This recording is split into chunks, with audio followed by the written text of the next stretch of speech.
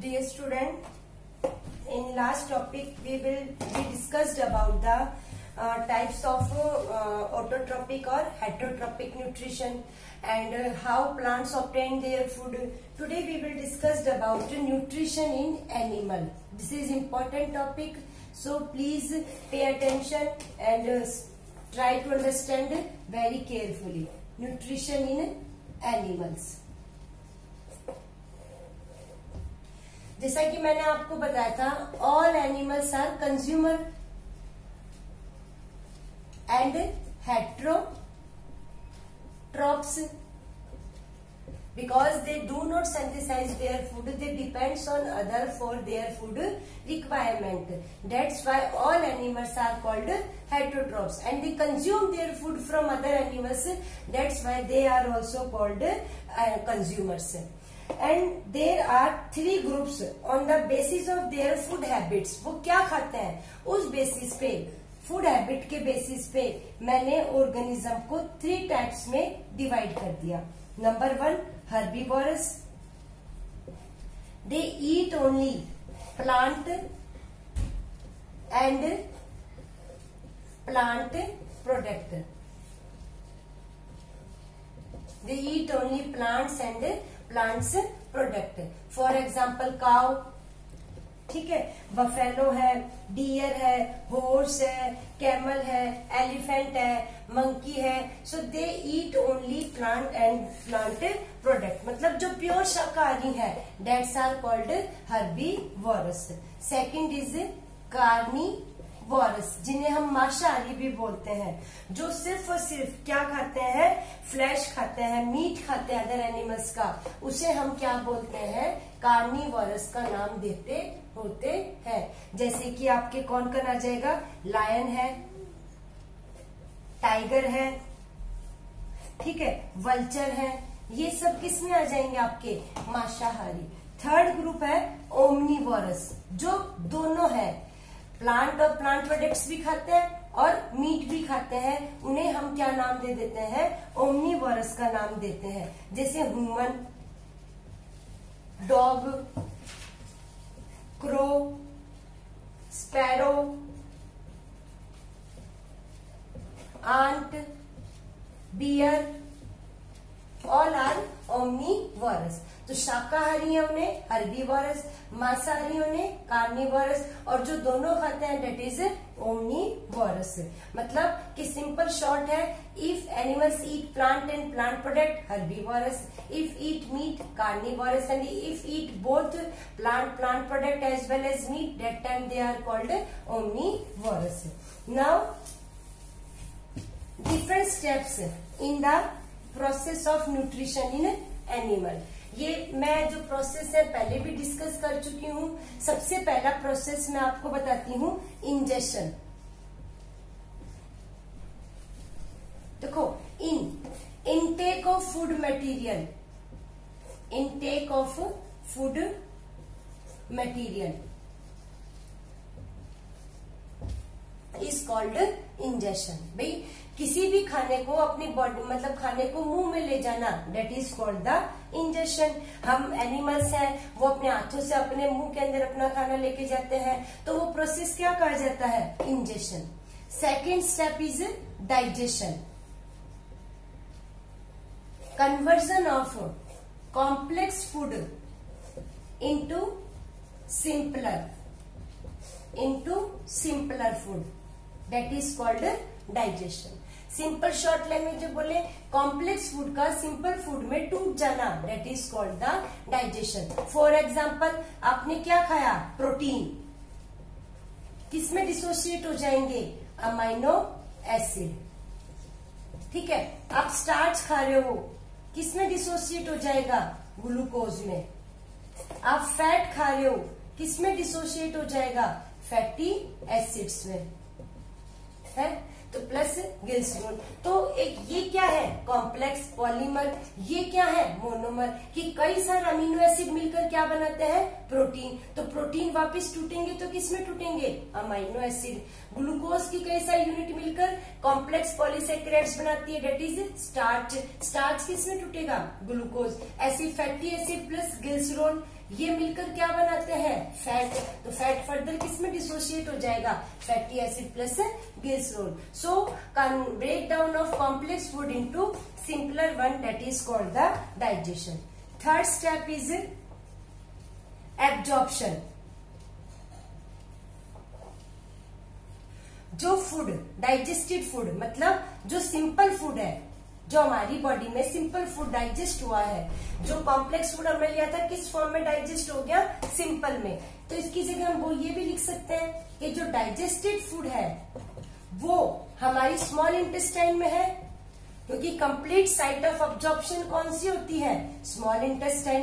तो जो small intestine है वहां से ब्लड उस फूड को क्या कर लेगा, absorb. This is called the absorption. Fourth is assimilation. Fourth is assimilation. जो फूड हमारे ब्लड ने अब्सॉर्ब किया है वो हमारी बॉडी के डिफरेंट फंक्शंस को परफॉर्म करने के लिए यूजफुल होगा। फॉर एग्जांपल हमें एनर्जी प्रोवाइड करेगा, हमारी बॉडी की ग्रोथ होगी, हमारी बॉडी में कुछ भी अगर डैमेज हुआ है तो उसका रिपेयर कौन करवाएगा, ये जो फूड हमारी बॉडी ने, ब्लड ने अब्सॉर्ब किया है। तो that process is called assimilation, means the process in which absorb food is taken by the body cell used for energy, repair, growth, etc. This is called assimilation. Fifth step is egestion. Fifth step क्या बन जाएगा आपका, egestion. अब जो food absorb हुआ वो तो small intestine से ब्लड ले लिया उसने, अब जो अनडाइजेस्टेड फूड बच गया उसका बॉडी से रिमूव हो जाना, अनडाइजेस्टेड फूड का removal of undigested food is called egestion. So these are 5 steps. So in complex multicellular organism, these 5 steps are common. These are in series. Number 1, ingestion, digestion, absorption, assimilation and egestion. ऐसा नहीं है कि पहले ये process हो रहा है फिर ये नहीं, ये सीरीज में चलेंगे। Ingestion, digestion, absorption, assimilation and egestion. Food को अंदर ले जाना, मुंह में रखना, इंजेशन। कॉम्प्लेक्स से सिंपल में डाइजेशन। ब्लड है जो स्मॉल इंटेस्टाइन में वो उसे अब्सॉर्ब कर लेगा, वो ही फूड हमारी बॉडी की ग्रोथ रिपेयर करेगा। एट लास्ट अनडाइजेस्टेड फूड का रिमूवल होना, this is called the egestion. Clear? Now next topic is nutrition in amoeba. Nutrition in amoeba. आपको बहुत अच्छे से पता है अमीबा क्या है, एक प्रोटोजोआन है, माइक्रोस्कोपिक है, यूनिसेलुलर है। इट मींस एक ही सिंगल सेल का बना हुआ है, वही सेल बॉडी के सभी फंक्शंस परफॉर्म करती है। मोड ऑफ न्यूट्रिशन कौन सा है इसमें, होलोजोइक। मोड ऑफ न्यूट्रिशन इसके अंदर कौन सा है, होलोजोइक। अमीबा जो है वो क्या करती है, अपना फूड किस प्रोसेस के थ्रू अब्सॉर्ब करती होती है, फैगोसाइटोसिस। देखो पेपर में आता है, what is the mode of nutrition in amoeba, holozoic. in the holozoic mode of nutrition we discussed already. Now the process by which food obtained amoeba, that is phagocytosis. Phagocytosis means cell feeding. क्या बोल दोगे आप इसे, cell feeding का नाम देते हैं। जैसे हमारी बॉडी में ingestion, digestion, absorption, assimilation, egestion है, वैसे ही होलोजोइक के अंदर भी ये 5 स्टेप परफॉर्म किए जाते हैं। सबसे पहला स्टेप आता है इंजेशन। देखो अमीबा जो है वो अपना फूड कैसे ऑब्टेन करती है, सूडोपोडिया की मदद से। सूडोपोडिया, सूडो का मतलब होता है फॉल्स और पोडिया का मतलब होता है फिट। ये एक अमीबा है, इसकी कोई फिक्स शेप नहीं होती है। इसके अंदर एक न्यूक्लियस होता है, पूरी बॉडी के अंदर ये साइटोप्लाज्म है। जैसे ही इसके पास कोई फूड पार्टिकल्स आता है, ये अपनी बॉडी के ऊपर एक फॉल्स फिट लाइक स्ट्रक्चर बना लेता है, दिस इज सूडोपोडिया। इसको हम क्या नाम दे देते हैं, सूडोपोडिया। और इन सूडोपोडिया की मदद से ये फूड को क्या कर लेता है, एब्जॉर्ब कर लेता है। और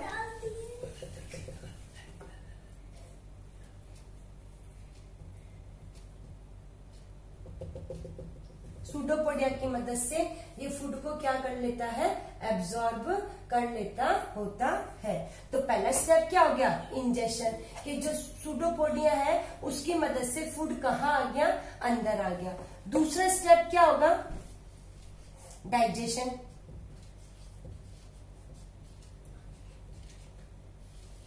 दूसरा स्टेप क्या हो जाएगा, डाइजेशन। अब मैंने आपको बताया कि जो अमीबा में फूड है वो कहाँ डाइजेस्ट होगा, in the food vacuole.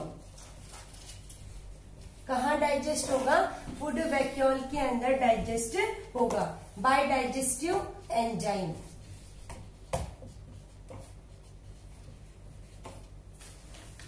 Bye digestive enzymes. देखो इसका डायग्राम, फूड एंटर हो गया, जैसे ही फूड बॉडी के अंदर गया ये किस फॉर्म में आ जाता है, फूड वैक्यूल। और जो साइटोप्लाज्म में एंजाइम्स हैं वो क्या करेंगे, इसका डाइजेशन में हेल्प करेंगे। न्यूक्लियस अपनी ही पोजीशन के ऊपर रहेगा। ये क्या है, न्यूक्लियस। आई बात समझ में। सबसे पहले सूडोपोडिया से फूड अंदर आया, डाइजेशन में जैसे ही फूड की एंट्री बॉडी के अंदर हुई वो किस फॉर्म में आ जाएगा, फूड वैक्यूल्स। और जो साइटोप्लाज्म में एंजाइम है वो किसका काम करेंगे, डाइजेस्टिव एंजाइम। और कॉम्प्लेक्स फूड को किस में डिसोशिएट कर देंगे, सिंपल फूड में। थर्ड स्टेप क्या होगा, एब्जॉर्प्शन। थर्ड स्टेप क्या हो जाएगा, एब्जॉर्प्शन। जो डाइजेस्टिव फूड है फूड वैक्यूल की फॉर्म में, पूरी बॉडी में सिर्फ कोई पर्टिकुलर ऑर्गन तो है ही नहीं, तो क्या है, साइटोप्लाज्म है।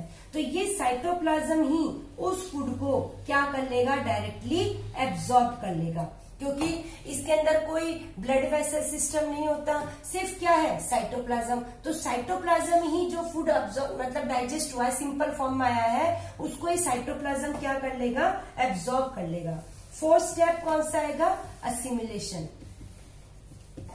अब जब फूड एब्जॉर्ब हो गया तो अमीबा का साइज क्या हो जाएगा, इंक्रीज, और वो बॉडी ग्रोथ के लिए यूटिलाइज होगा, that is assimilation. Fifth step में क्या हो जाएगा, जब फूड डाइजेस्ट हो गया, एब्जॉर्ब हो गया, असिमिलेट हो गया, और जो अनडाइजेस्टेड फूड बचा वो बॉडी से कहीं से एक साइड से रप्चर हो जाएगी और वो अनडाइजेस्टेड फूड बॉडी से बाहर निकल जाएगा। इस प्रोसेस को हम क्या नाम दे देंगे, इजेशन। क्या नाम दे देंगे, इजेशन। तो याद रखना है, mode of nutrition in amoeba, holozoic. The process by which amoeba obtain food, phagocytic. Phagocytic का सिंपल मीनिंग क्या है, sand feeding. First of all, by the help of pseudopodia, amoeba obtained its food or take food inside the body. Third, as the food enter into the body, it occur in the form of food vacuoles, and digestive enzymes digest that food or break down that food. Third step is absorption. There is no particular organ for digestion, so the cytoplasm absorb that all the food and utilize for body growth, that is called assimilation. At last, the undigested food released from the body, and this process is called egestion. This is the nutrition in amoeba. Next है nutrition in human being. Nutrition in human being. देखो, human being multi cellular है, complex organism है, यहाँ पर भी mode of nutrition कौन सा हो जाएगा, होलोजोइक। जो ह्यूमन है इसका डाइजेस्टिव सिस्टम है वो एक पूरी एलिमेंट्री कैनाल की फॉर्म में बना हुआ है। एलिमेंट्री कैनाल जो माउथ से स्टार्ट होती है और कहाँ खत्म होती है, एनस के ऊपर। फूड हमारी बॉडी में एंटर कहां से होता है, माउथ से। अनडाइजेस्टेड फूड बॉडी से बाहर कहां से निकलता है, एनस। तो कहां से स्टार्ट हुई, माउथ, और खत्म कहां होती है, एनस। और अप्रोक्सीमेटली जो ये डिस्टेंस है दैट इज 9 मीटर। तो जो एलिमेंट्री कैनाल है एक ट्यूब होती है that start from mouth and ends at anus, and it is about 9 metre long. कितनी लंबी होती है ये, 9 मीटर लॉन्ग होती है।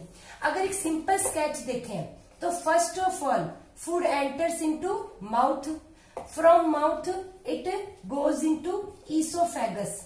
Esophagus is also called food pipe. Esophagus को दूसरा नाम हम क्या दे देंगे? Food pipe. From esophagus the food comes into stomach. From stomach it goes into small intestine. From small intestine it goes into large intestine. From large intestine the food store into rectum, and finally from anus it passes out from the body. This is alimentary canal. There are gland also which are part of this alimentary canal that we will discuss later. कुछ glands भी है, कुछ नहीं, 3. सबसे पहली salivary gland. कौन सी gland है? Salivary gland. यहां देखो आप, कौन कौन सी ग्लैंड है? स्लेवरी ग्लैंड, जो कि कहां प्रेजेंट होती है? माउथ के अंदर. फिर डाइजेशन की लार्जेस्ट ग्लैंड, डाइजेशन की बात है, लीवर क्या काम करती है? लार्जेस्ट ग्लैंड, जिसको केमिकल फैक्ट्री के नाम से भी हम जानते हैं, केमिकल फैक्ट्री. 3rd नंबर पे है पैनक्रियाज. ये 3 ग्लैंड हैं जो डाइजेशन के अंदर हेल्प करती होती है.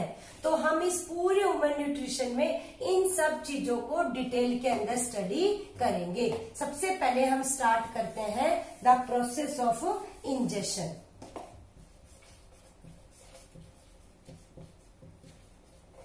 सिंपल लैंग्वेज में बोल दें, इनटेक ऑफ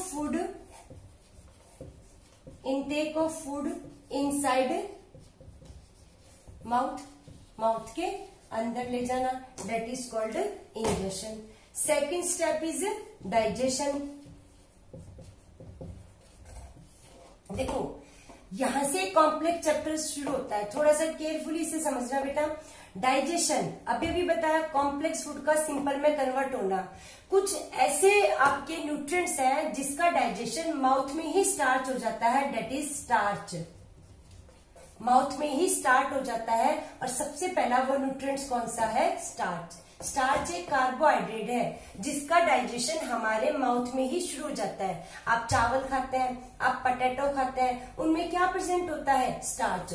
और ये स्टार्च किस में टूट जाता है? सिंपल शुगर में.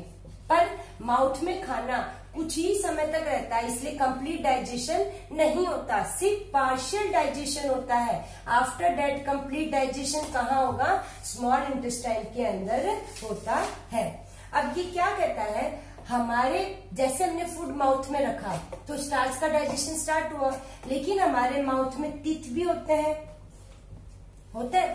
ये टीथ क्या करते हैं? फिजिकल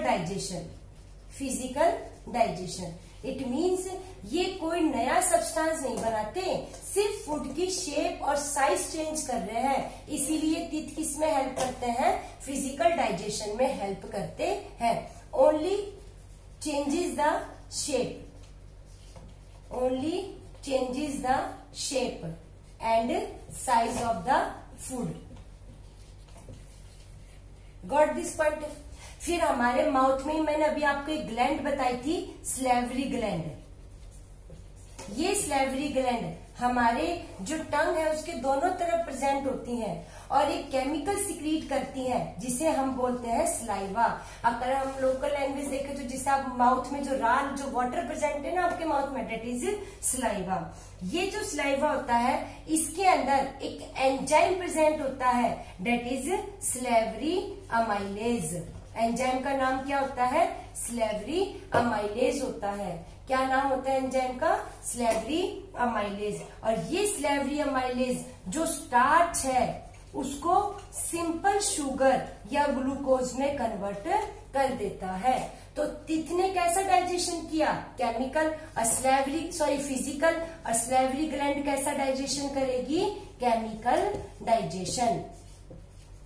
पेपर में आता है how mouth help in physical as well as chemical digestion. तो आपको बताना है in our mouth teeth are present that only changes the shape and size of the food, that's why teeth help in physical digestion. Why salivary gland secrete saliva, that saliva contains salivary amylase that converts starch into simple sugar।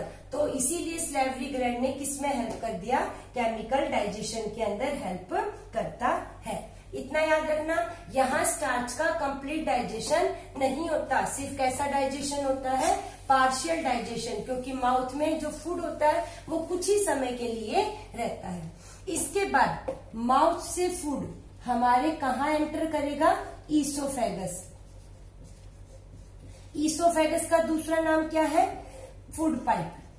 Paper में आता है what is the other name of oesophagus, that is food pipe, या what is the other name of food pipe, oesophagus. Oesophagus एक long tube होती है जिसके अंदर एक बार कॉन्ट्रैक्शन फिर एक्सपेंशन, एक बार कॉन्ट्रैक्शन और फिर एक्सपेंशन, जिसकी मदद से जो फूड है हमारा कहाँ आ जाता है, स्टमक के अंदर आ जाता है। And that contraction expansion movement is called peristaltic movement. उस मूवमेंट को हम क्या नाम देते हैं, पेरिस्टाल्टिक मूवमेंट का नाम देते हैं। जैसे कि आप एक छोटा सा डायग्राम देखो, ये आपका क्या है,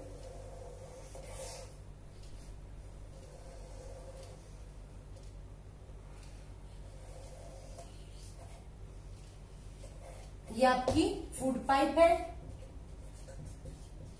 और ये क्या है, स्टमक। ठीक है, माउथ से फूड आया, फूड पाइप के अंदर contraction expansion, contraction expansion movement is called peristaltic movement. उसकी मदद से फूड कहाँ आ गया, हमारे स्टमक। स्टमक एक जे शेप्ड ऑर्गन होता है जो कि हमारे लेफ्ट साइड के अंदर प्रेजेंट होता है बॉडी के अंदर। अब ये स्टमक, इसके अंदर मतलब जो फूड है वो क्या होता है, मतलब डाइजेस्ट होना स्टार्ट होता है। ये स्टमक के अंदर क्या प्रेजेंट होता है, गैस्ट्रिक जूस।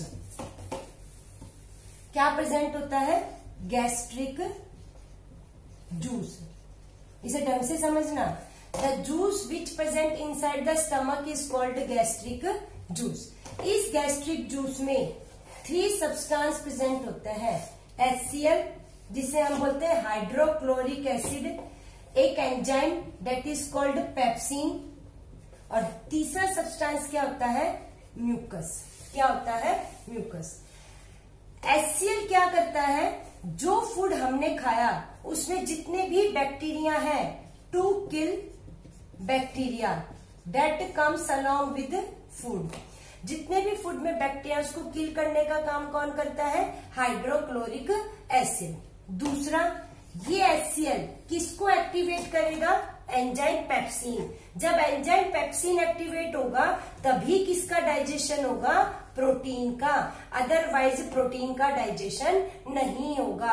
अब प्रोटीन हमें किससे मिलता है, वेजिटेबल से मिलता है, आपको मिल्क से मिलता है, फिश से मिलता है, तो उससे हमें क्या मिलता है, प्रोटीन। तो HCl के 2 फंक्शन हो गए, to kill bacteria and to activate enzyme pepsin, to activate enzyme pepsin. और पेप्सिन किसका डाइजेशन करता है, प्रोटीन का।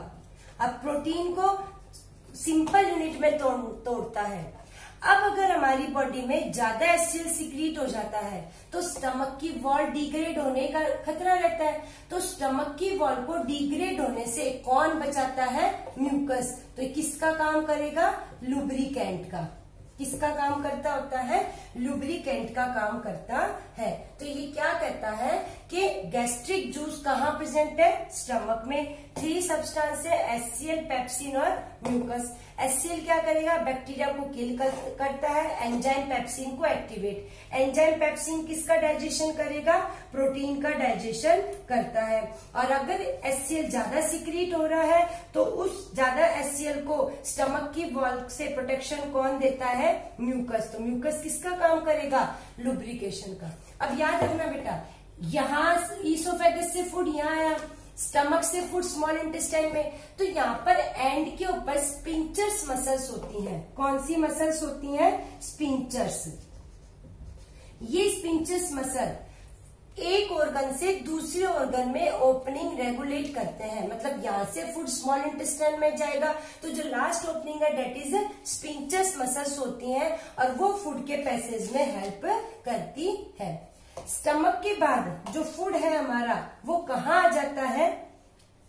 ये क्या है आपकी लार्ज इंटेस्टाइन,